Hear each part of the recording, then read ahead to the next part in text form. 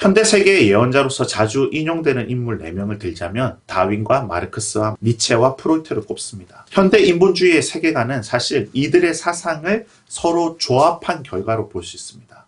안타깝게도 이들 모두는 기독교에 대하여 적대적인 입장을 가지고 있었습니다. 사회주의자와 공산주의자들의 이론의 형성에 결정적으로 이바지했던 것은 낙관적 인간론이었습니다.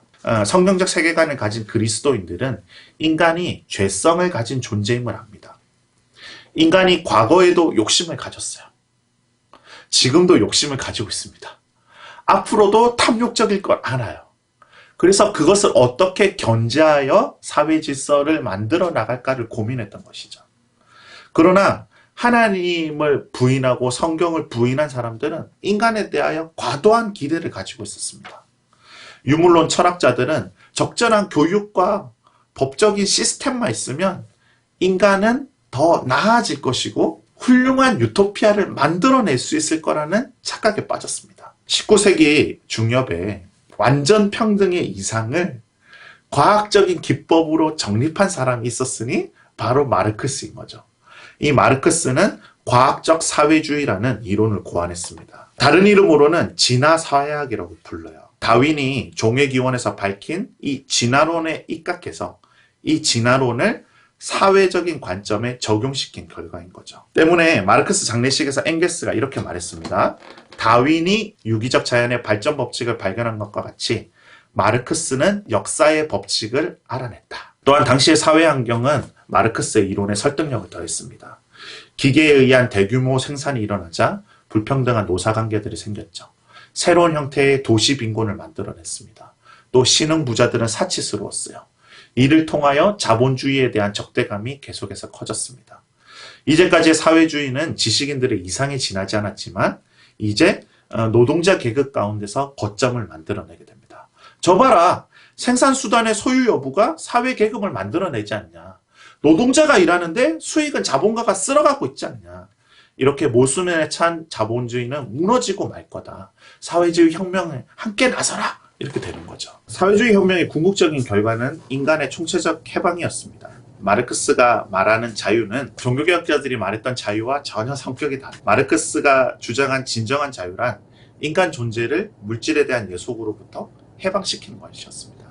그래서 사유재산의 철폐를 외쳤던 것이죠. 사실 이 마르크스의 여러 이론들은 현실 공산주의에서는 전부 거짓된 것으로 판명이 났습니다. 마르크스가 얘기한 자유는 그 어떤 현실 공산주의에서도 이루어지지 않았습니다. 도리어 아주 일부의 지식인 계층이 노동자와 농민 정체를 영구히 억압하고 지배하는 독재 국가의 형태로 발전되게 되죠. 그에 반해서 자본주의는 비록 위기를 겪기는 했어도 계속적으로 지금까지 발전되어 왔습니다. 민주적인 절차를 통해서 또 법적인 제재를 통해서 독점을 차단하고 혁신적인 기업가들은 불로전을 열면서 새로운 부를 계속해서 창출하고 또 주식회사와 노동조합 이런 제도들을 통해서 자본주의 질서 아래서도 노동자들이 얼마든지 자본가와 함께 수익을 나누어 가질 수 있는 것이 증명이 됐죠. 그리고 사회의 부요함을 가지고 왔던 것입니다. 그러나 공산주의 실험은 아주 쓰디쓴 열매를 맺게 되는 거죠. 레닌과 공산주의 혁명에 대해서 말씀드리겠습니다. 여러분, 레닌의 일대기를 읽어보면 그의 혁명에 대한 열정이 가난한 자들을 향한 연민이 아니었음을 알게 됩니다. 젊은 시절 시위에 가담했다는 이유로 대학에서 퇴학을 당해요. 그리고 자신의 형을 정부 경찰이 처형을 하게 됩니다. 그 레닌의 마음 안에 증오와 원망의 감정이 올라왔겠죠. 그래서 그는 자신의 삶을 망친 기존의 사회 정치 질서를 완전히 파괴하기로 마음먹게 됩니다. 1차 세계대전이 일어납니다. 국민들의 삶이 피폐해지고 1차 세계대전이 진행되던 가운데 러시아 사람들은 황제를 폐위시켜버려요. 이 권력의 공백이 당시 해외에서 유학 중이었던 레닌에게는 절호의 기회가 된 것이죠. 레닌은 독일을 찾아가서 독일과의 비밀스러운 협약을 통해서 러시아가 슬그머니 전쟁에서 발을 빼는 대가로 독일로부터 정치 자금을 받게 됩니다. 사후에 레닌은 자신이 정권을 장악하는 일이 깃털을 들어올리는 것만큼 쉬웠다라고 말합니다. 왜 그랬을까요? 레닌은 자신과 또 공산당이 러시아의 정권을 장악하는 과정을 모든 인민의 대표기구인 소비에트, 그들에게 정권을 이양하는 것이냐 위장을 했어요. 그 약속을 믿고 사람들은 레닌에게 권력을 이양했지만 그 위에 알다시피 어떻게 되죠?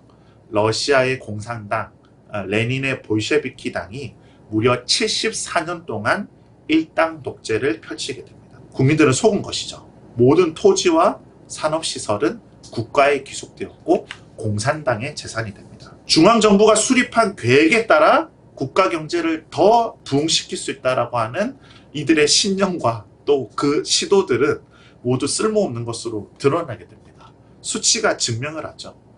이 공산당의 부실 경영으로 말미암아 생산량이 급격히 떨어지게 됩니다. 그리고 시장은 완전히 철폐된 것이 아니라 지하로 자리를 옮겼어요. 사람들이 몰래 다 사고 팔았습니다. 나중에 통계에 의하면 이 지하 경제가 소비에트 경제 전체를 앞지를 정도였습니다. 그리고 경제재난의 가장 비극적인 면은 식량 생산의 감소였어요. 모든 곡물을 공산당 정부가 다 빼들어 가니까 농민들은 일할 의욕이 생기질 않죠. 그리고 씨앗을 뿌리지 않게 됩니다. 여러분, 나중에 러시아는 이 신경제 정책이 도입되어서 농사 짓고 일정량보다 더 넘쳐난 잉여 곡물을 개인에게 유통할 수 있는 자유를 허락하고 나서야 다시 먹고 살 수 있을 정도로 곡물 생산량이 올라가요. 공산당이 모든 걸 수탈하는 동안에는 완전한 가난을 경험하게 돼요. 그러다가 1920년에 기근이 찾아오게 되자 이 한 해에 무려 520만 명이 목숨을 잃게 됩니다. 그리고 이때 레닌은 엉뚱하게도 이 기근의 화살을 교회로 돌렸습니다. 당시에 레닌이 정보부 국장에게 보낸 메모 내용이 이렇습니다. 지금 바로 우리들은 교회의 모든 보물을 무자비하고 야비하게 차압할 수 있고 반드시 차압해야 한다. 그러면 수천만의 금화를 자금으로 확보할 수 있을 것이다. 그렇게 해서 차압한 교회의 재산은 기근을 줄이는 데 사용된 것이 아니라 소비에트 정권의 유지를 위하여 사용되었습니다. 정권을 계속 잡기 위해서는 공산주의자들은 폭력적으로 통치하지 않을 수 없었습니다. 이런 공산주의 정권의 성격은 이후에 이어진 모든 공산주의 정권에서도 마찬가지였습니다. 레닌이 늘 즐겨 말하던 말은 총체적이고 무자비한 폭력을 통해서 새로운 질서를 세우자는 거였어요. 얼마나 무서운 생각입니까? 레닌의 사후에 후계자가 된 스탈린은 당 내부의 개인의 지위를 굳히기 위한 수단으로서 공산당 당원 중 일부를 핵심 간부로 추대하여서 엘리트 특권층을 만듭니다. 이것을 노멘크라투라라는 이름으로 부르는데 이들은 특권을 누리면서 정권의 생존을 떠받치게 됐던 것이죠. 이들은 모든 기관의 모든 지위를 독점했고 특유의 권력과 부를 누리면서 새로운 착취 계급을 형성했습니다. 그리고 이들이 집단적으로 스탈린을 떠받들게 되고 이들에게 아첨하기 위한 당원들이 존재하게 되는 거죠. 이러한 거대한 공산당 지배구조가 형성이 된 겁니다. 노멘클라투라는 평생 지위를 보장받았고요. 자기 자녀에게 그 지위를 세습할 수 있었습니다. 그래서 공산당 당원 중에 이런 말을 했어요. 노멘클라투라는 다른 행성이 있다. 그들은 왕과 같다. 손가락으로 가리키기만 하면 실행된다. 갈수록 경제가 피폐해져 감에도 불구하고 이렇듯 다른 행성에서 특권을 누리던 공산주의 관료들은 심지어 다른 나라에도 공산주의 혁명을 수출하려는 계획을 세웁니다. 해외에 혁명을 퍼뜨리는 가장 좋은 기회는 또 다른 세계대전을 일으키는 것이다. 전쟁이 일어나면 러시아는 중립국으로 남아있다가 전쟁 참가국들이 기진맥진할 때 참가할 계략을 세우고 있었습니다. 비밀리에 독일과도 협약을 체결하고 러시아는 전쟁 준비에 돌입하게 되죠. 그리고 이 전쟁 준비와 방위 산업에 들어가는 자금들을 농민들을 통하여 거두어 드립니다. 정권은 이때 농민들 전체를 집단 농장으로 몰아넣고 국민들을 위해서가 아니라 국가를 위하여 일하도록 합니다. 당시 인구의 4분의 3이 정부의 농노로 전락하고 말았습니다. 이 우크라이나나 북카프카스, 카프카리스탄 이 소수민족의 지역에서 농민들이 저항하게 됩니다. 스탈린이 어떤 일을 했냐? 그 지역의 식료품을 다 빼들어갑니다. 그리고 굶주린 농민들이 먹을 것을 찾아서 그 지역을 벗어나려고 하면 총으로 사살했습니다. 농민들은 농장에 갇힌 채 굶어 죽었습니다. 이렇게 스탈린이 만들어낸 인위적인 재앙으로 인하여 600만에서 700만 명이 목숨을 잃었다고 추정되고 있어요. 혁명에는 적이 필요하다. 만약 적이 없으면 일부러라도 만들어야 된다. 이게 공산당의 전략이었습니다. 스탈린은 권력의 장악을 위하여 주기적으로 대대적인 숙청을 일삼았습니다. 일례로 공산당 창당 멤버 중에 20년이 지나고서도 살아남은 사람이 없었다고요. 레닌과 함께 공산당을 창당한 멤버 중에 스탈린 때 살아남은 사람이 아무도 없었습니다. 대표적으로 1937년부터 38년 대숙청에서는 무려 68만 명을 총살합니다. 그 가운데 성직자가 10만 명이었습니다. 1941년에 밝혀진 바에 따르면 러시아의 정치범 수용소에는 무려 235만 명이 갇혀 있었어요. 그들은 건설 현장이나 방위 산업의 강제 노역에 동원되었습니다. 스탈린 집권 이후에 10년 만에 러시아 인구 1000만 명이 줄었습니다. 사람들은 말합니다. 어떻게 정부가, 통치자가 자국민들에게 그렇게 참혹한 일을 저지를 수 있나? 여러분 말씀드렸잖아요. 이 뿌리가 비성경적 인간론에 근거하기 때문에. 이들의 인간론은 이런 거예요. 지금 인간은 완성이 덜 된 인간들이다. 헛개비다. 이들을 죽임으로써 더 나은 인류가, 더 나은 인간이 미래 사회에 생겨나게 될 것입니다. 그러므로 이들은 살인을 정당화시키게 된 것이죠. 만장일치 이상국가를 위해 언론을 탄압하고 반대자들을 죽입니다. 일반인이 외국인과 접촉하는 것은 간첩행위가 되고 언론과 작가들은 정부를 찬양하는 글 위에는 쓸 수가 없습니다. 그렇게 한 세대가 지나면 완전히 세뇌돼 버린 한 세대가 등장하게 돼요. 이로써 거대한 감옥이 구축되게 된 것입니다. 첫 번째 세대는 숙청당하니까 죽기 싫어서 스탈린을 찬양합니다. 그 다음 세대는 정말 믿음에 의해서 스탈린을 찬양하게 됩니다. 이제 스탈린은 신격화되고 전지전능하고 편재하고 오류가 없는 존재가 되었어요. 여러분 어떤 나라가 생각나세요? 자, 이것을 계속 이야기하는데 너무 마음이 아픕니다.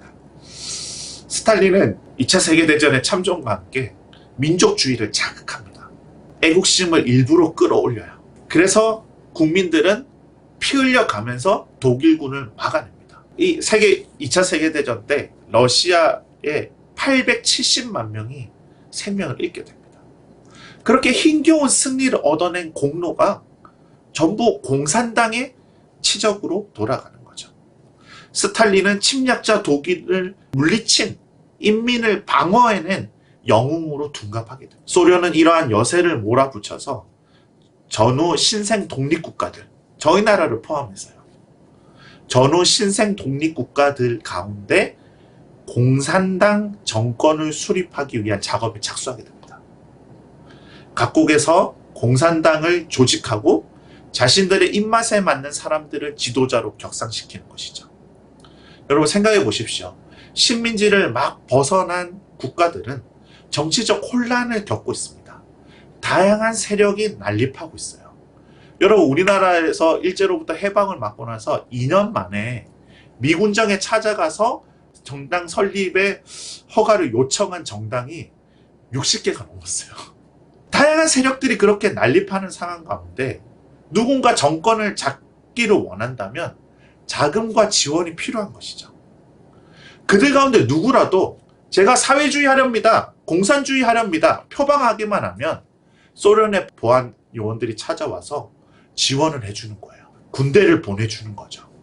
다른 정치적인 경쟁자들을 누를 수 있도록 도와준 겁니다. 소련은 각국에서 이런 일을 진행시키고 있었어요. 이것의 위기를 느낀 해리 트루먼 대통령의 주도로 미국은 소련을 대항하기로 결정하고 냉전 체제가 시작이 되는 겁니다. 여러분, 당시 우리나라가 어떤 상황이었습니까? 여러분, 일제시대 가운데서 지식인들 중에 일부는 공산주의를 배웠습니다. 또 다른 일부는 선교사들이 세운 학당에 찾아가서 복음을 듣고 자유민주주의의 가치를 배웠습니다. 앞서 말씀드렸다시피 우리 조상들은 그때 대한민국의 체제를 선택하는 갈림길에 있었습니다.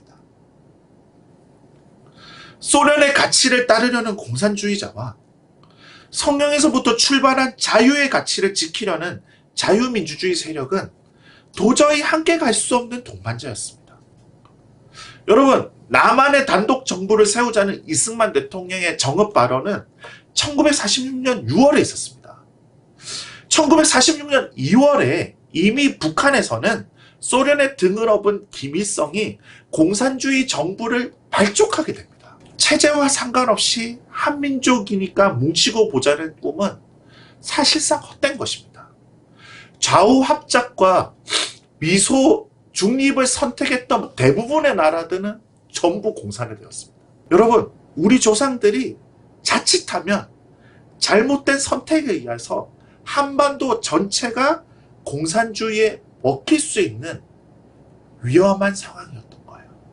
이미 김일성이 소련의 등을 업고 공산주의를 실천하기 위한 정부를 발족했다는 사실을 저희가 기억할 필요가 있습니다.